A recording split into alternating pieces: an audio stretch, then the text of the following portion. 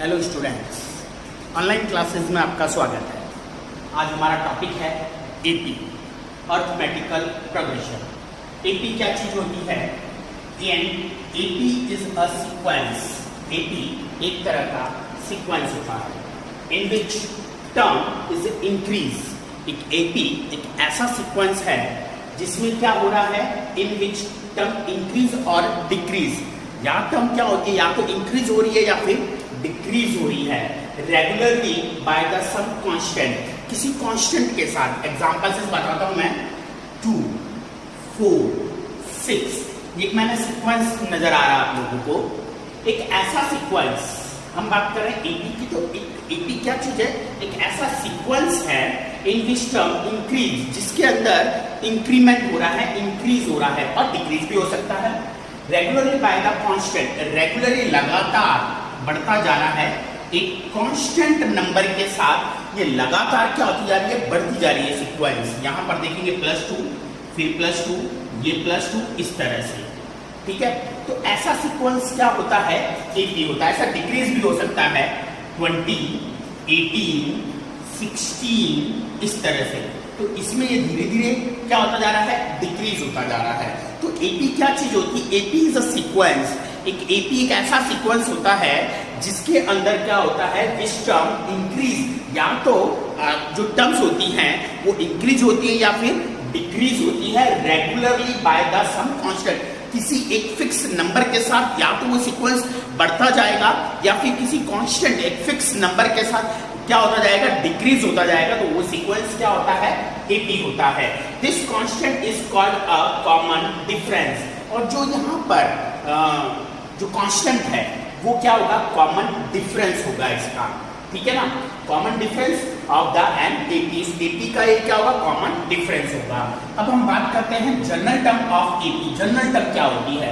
हम एपी को इस तरह से लिखते हैं, जैसे a प्लस, फिर a प्लस डी, फिर a plus 2d, a plus 3d, a plus 4d। इस तरह से हम लोग इसके अंदर लिखते हैं। आप ऐसा भी लिख सकते हो, जैसे फर्स्ट टर्म है, उस फर्स्ट टर्म में आपने क्या ऐड कर दिया, d ऐड कर दिया। फिर सेकंड टर्म में भी आपने क्या ऐड कर दिया, d ऐड कर दिया।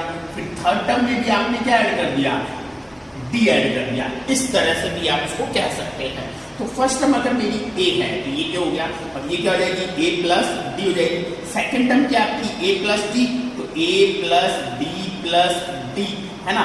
ऐसी थर्ड टर्म क्या है इसकी, a plus 2d plus d, इस तरह से चलेगा। और ये क्या हो जाएगा, a, फिर हो जाएगा a प्लस d, और ये हो जाएगा a plus 2d, a plus 3d।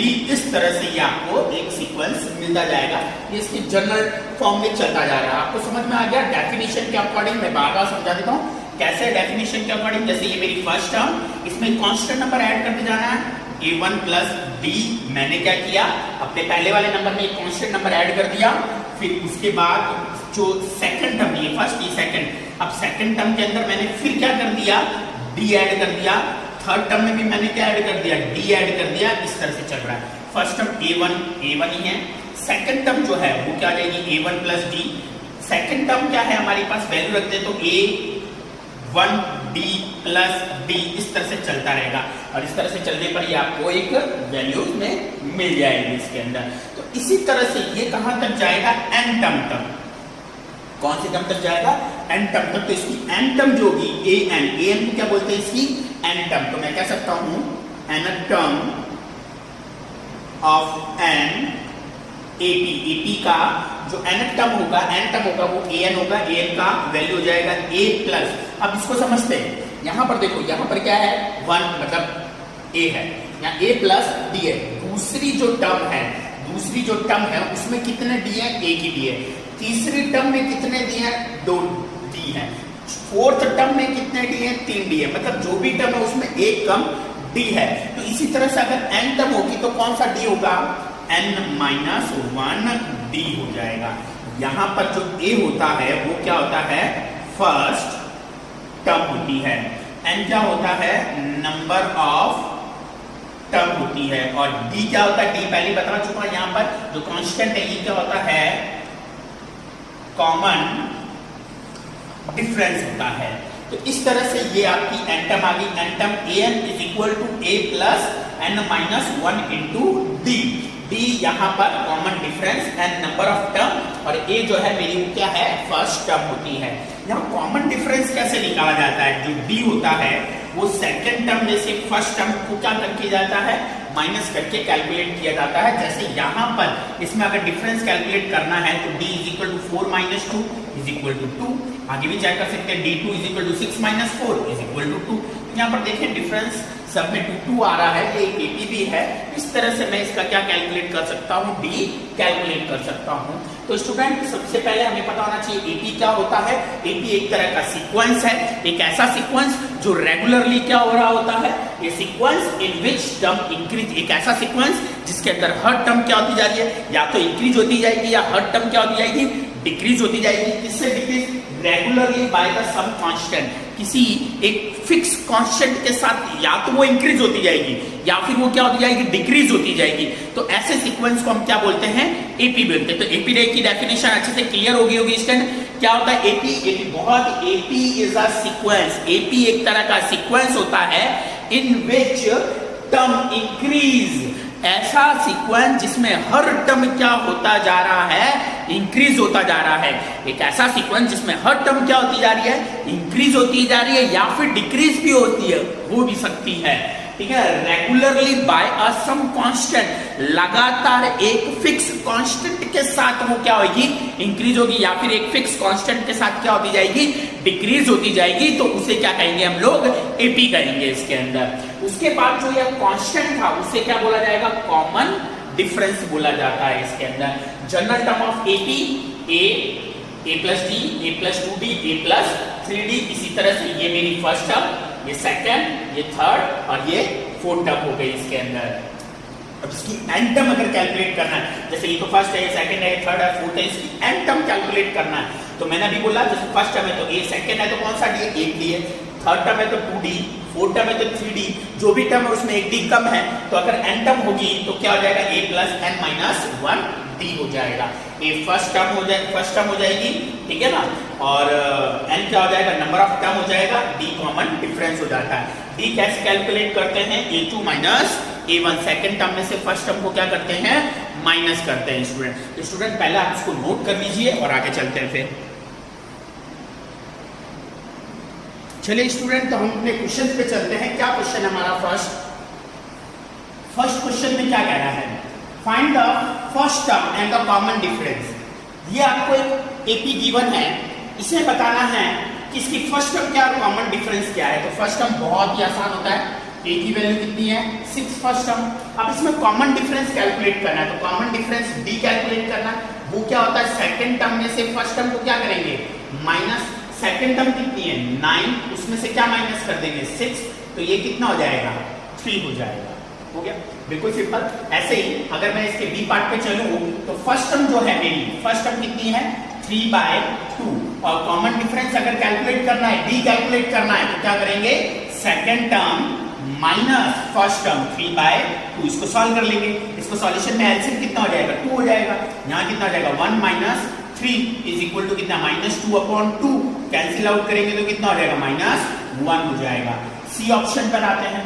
C question में क्या कह रहा है, देखें फर्स्ट टर्म कितना है आपका 1 है, फर्स्ट टर्म 1 हो गया। अब कॉमन डिफरेंस डी कैलकुलेट करना है, तो second term minus first term is equal to, ये कितना हो गया, -3।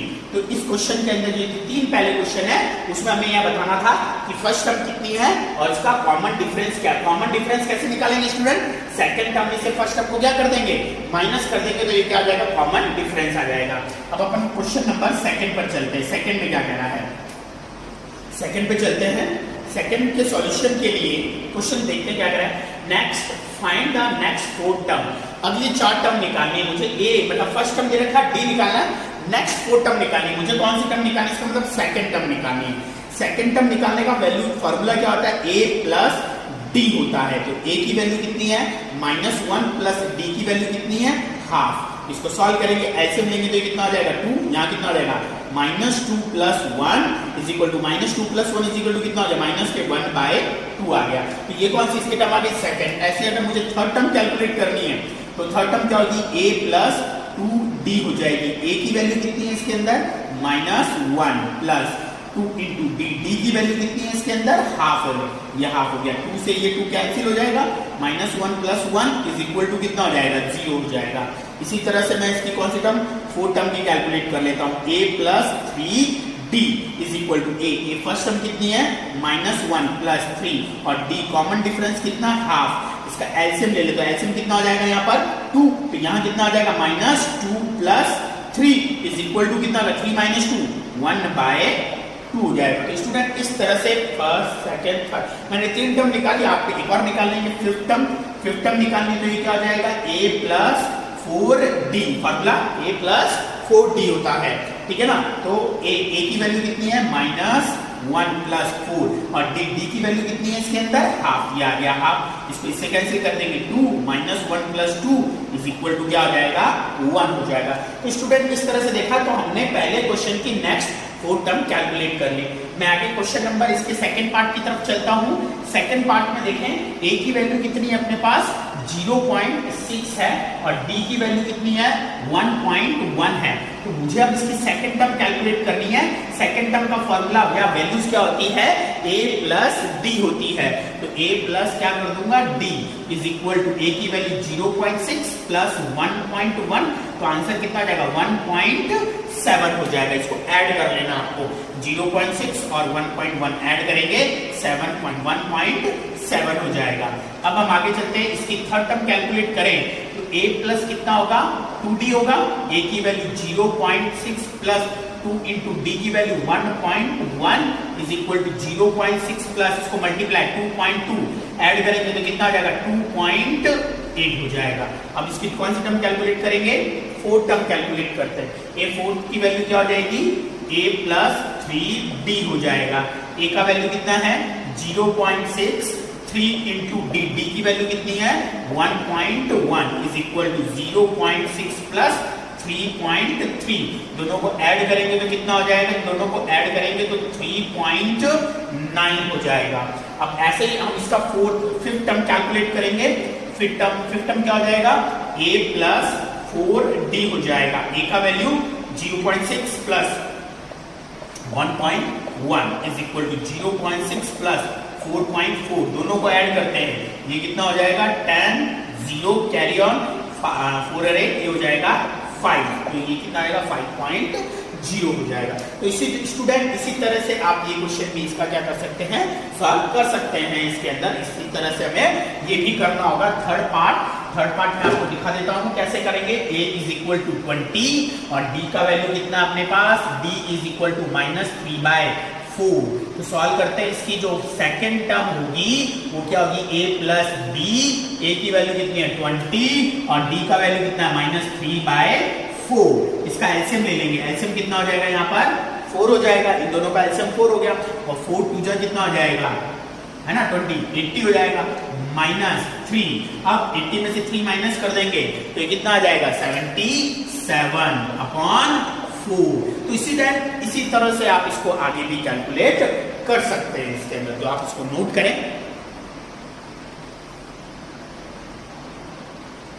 तो हमारा नेक्स्ट क्वेश्चन आता है, फाइंड द 10 टर्म। मुझे कौन सी टर्म फाइंड करनी है, 10 टर्म फाइंड करनी है। फर्स्ट क्वेश्चन देखते हैं, एपी है मेरे पास 2 7 12, मुझे इसकी कौन सी टर्म फाइंड आउट करनी है, 10 टर्म। ए फर्स्ट टर्म कितना है इसका 2, कॉमन डिफरेंस कैलकुलेट करते हैं, second term minus first term, 7 - 2 तो कितना आ जाएगा 5, है ना।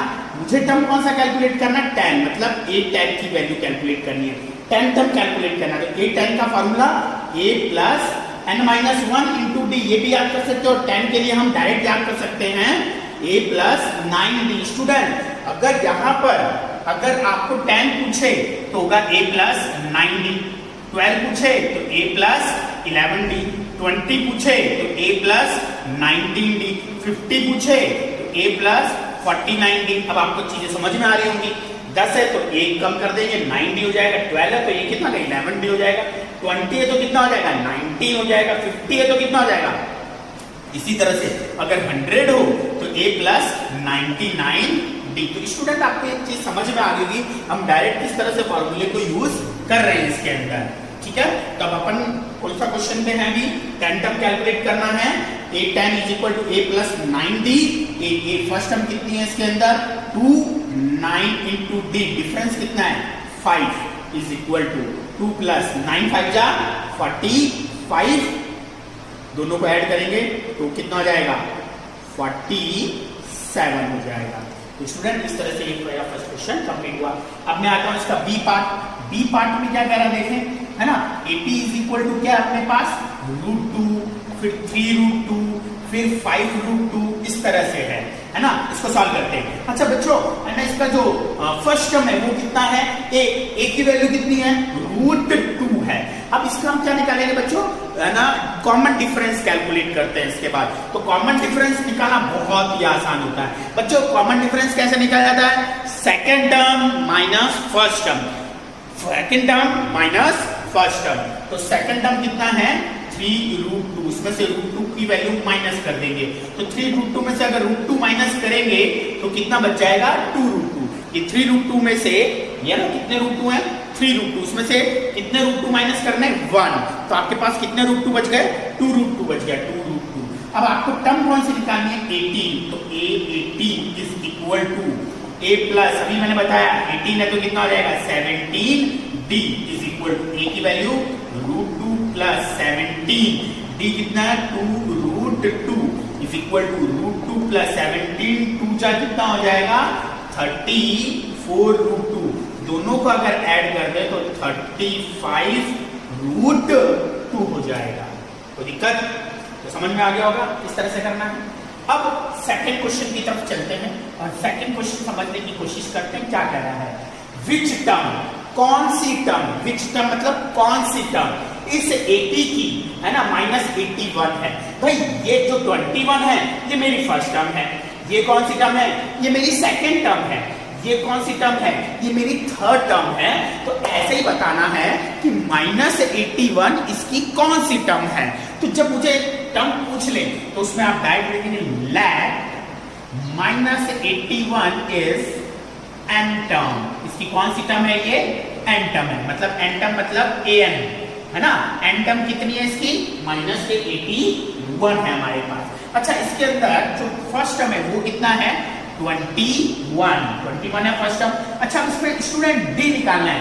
स्टूडेंट डी निकालने का क्या तरीका बताया था मैंने, है ना। डी कैसे निकालेंगे, second term minus first term. तो सेकंड टर्म क्या है इसकी, सेकंड टर्म कितनी है इसकी, है ना, ये सेकंड टर्म 18, उसमें से माइनस कर देंगे कितना 21, माइनस करने पर कितना आएगा -3 हो जाएगा। अब पहले सॉल्व करते हैं। an is equal to a plus n minus 1 into d, है ना। इसकी वैल्यू कितनी है -81, a की वैल्यू कितनी है 21 प्लस फिर n, हमें पता नहीं, ये तो निकालना है नंबर ऑफ टर्म्स कितनी है, d कॉमन डिफरेंस कितना है -3। स्टूडेंट समझ में आ रहा है ना, कैसे करना हम लोगों को, इसमें पता करना है कि कौन सी टर्म -81 है, तो इसकी n टर्म -81 है, तो हमें n नंबर ऑफ टर्म निकालनी है इसके अंदर कि ये कौन सी टर्म है ना, an की वैल्यू। अब इसको सॉल्व कर लेते हैं। इज इक्वल टू 21 माइनस के 3n माइनस माइनस प्लस 3 हो जाएगा। अब दोनों को ऐड कर देते हैं, यहाँ पर 21 और 3 ऐड हो जाएगा तो ये कितना हो जाएगा 24 माइनस 3n माइनस के 81, ये यहाँ आ जाएगा माइनस का 81 माइनस का 24 इज इक्वल टू माइनस के 3n, 4 और ये कितना हो जाएगा 5 और ये कितना हो जाएगा 105 is equal to -3n। Minus से माइनस क्या हो गया कैंसिल, 105 अपॉन डिवाइड में आ जाएगा इज इक्वल टू n। इसको डिवाइड कर देंगे कितना आ जाएगा 3 3 जा 9, 3 3 जा 9, 1 और 15, तो ये कितना आ जाएगा 5, तो n का वैल्यू कितना आ गया 35। इस क्वेश्चन में कहने का मतलब हुआ ये इसकी कौन सी टर्म है 35 टर्म है इसकी, ठीक है। तो इसमें इसी तरह से अगर मैं आगे चलूं अपने नेक्स्ट क्वेश्चन की तरफ चलें तो वो क्या है, देखते हैं नेक्स्ट भी क्या है। अब नेक्स्ट क्वेश्चन में पूछ रहा है विच टर्म, वही क्वेश्चन है सेम, विच टर्म कौन सी टर्म, मतलब नंबर ऑफ टर्म मुझे फाइंड आउट करना है इसके अंदर। विच टर्म कौन सी टर्म, नंबर ऑफ टर्म कैलकुलेट करना है इसके अंदर। तो विच टर्म 0, इस 80 की कौन सी टर्म 0 है, तो मैं अगर सेकंड क्वेश्चन के सॉल्यूशन पर आऊं, है ना, तो मेरी जो फर्स्ट टर्म है वो कितनी है 84, और कॉमन डिफरेंस जो है डी है वो 80 माइनस 84 इज इक्वल टू क्या हो गया माइनस के 4 हो गया। और विच टर्म जीरो, तो इसकी एन टर्म जो है वो क्या है जीरो है इसके अंदर, ठीक है ना। तो a n is equal to a plus n minus 1 into D, a n zero, a कितना है 84 plus n minus 1, common difference कितना है माइनस 4 हो गया, प्लस का आ रहेगा माइनस का 84 इज इक्वल टू, इसको इससे मल्टीप्लाई करेंगे माइनस का 4 एन, अगर आप चाहते हैं तो ऐसे भी लिख सकते हैं एन माइनस 1 मल्टीप्लाई की वैल्यू डिवाइड है माइनस 4, माइनस से माइनस क्या हो गया कैंसिल, 4 1 जा 4, 4 जा है ना, डिवाइड कर देंगे, ये कितना हो जाएगा 8 और ये कितना आ जाएगा 1, एन माइनस 1 ये अंदर आ जाएगा, ठीक है, ये अंदर आ जाएगा। तो n इज इक्वल टू कितना आ जाएगा 22 हो जाएगा इसके अंदर। तो इस तरह से यहाँ पर n की वैल्यू कितनी हो गई 22 हो गई स्टूडेंट। तो आप इसको पहले नोट करें।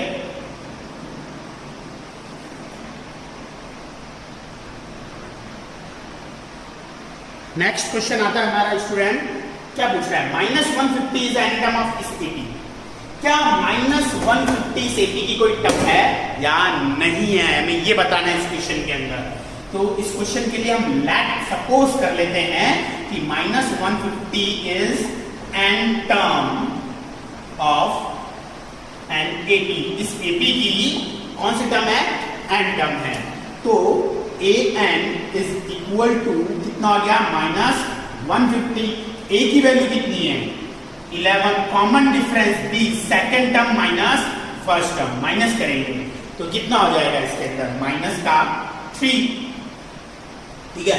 अब हम वैल्यू निकालते हैं, a n is equal to a plus n minus 1 into D. A n की वैल्यू कितनी है -150 is equal to first term कितनी है 11, n minus 1 into common difference कितना -3, ये प्लस का अंदर आएगा तो क्या आ जाएगा माइनस का हो जाएगा, इज इक्वल टू, इसको इससे मल्टीप्लाई करते हैं माइनस के 3n और माइनस माइनस क्या हो गया प्लस के 3, ये दोनों को ऐड कर दें तो ये कितना हो जाएगा माइनस के 1, क्योंकि माइनस माइनस ये ऐड हो जाएंगे, माइनस के 616 प्लस का 3 उधर जाएगा तो माइनस का 3 इज इक्वल टू माइनस के 3n, ये भी ऐड हो जाएंगे तो -1 6 और 3 और 1 कितना हो जाएगा 4 हो जाएगा, 4 इज इक्वल टू माइनस के 3n, माइनस से माइनस कितना हो गया कैंसिल हो गया। अब n की जो वैल्यू आई 164 डिवाइड बाय क्या आ गया 3 आ गया। अब देखेंगे ये कितना हो गया 6 और 4 कितना होता है 10 और 11। अगर डिवाइड का जो 3 से डिवाइड होने का जो रूल है वो इसको फॉलो नहीं कर रहा, मतलब ये कह सकता हूं कि ये इसको डिवाइड करेंगे जब आंसर आएगा वो क्या आएगा पॉइंटों में आएगा, पॉइंटों में आएगा, इसलिए नंबर ऑफ टर्म नहीं कैलकुलेट की जा सकती, या मैं कह सकता हूं -150 इसकी कोई टर्म नहीं है। क्यों? क्योंकि नंबर ऑफ टर्म कभी पॉइंटों में नहीं आ सकता, कभी आपकी पोजीशन पॉइंटों में हो सकती है क्या, ये पोजीशन ही तो होती है, ये फर्स्ट टर्म मतलब ये फर्स्ट पोजीशन पर है, ये सेकंड पोजीशन पर है, ये थर्ड पोजीशन पर है, ये फोर्थ पोजीशन पर है, तो ये कौन सी पोजीशन पर है यही तो कैलकुलेट करना था इस क्वेश्चन में।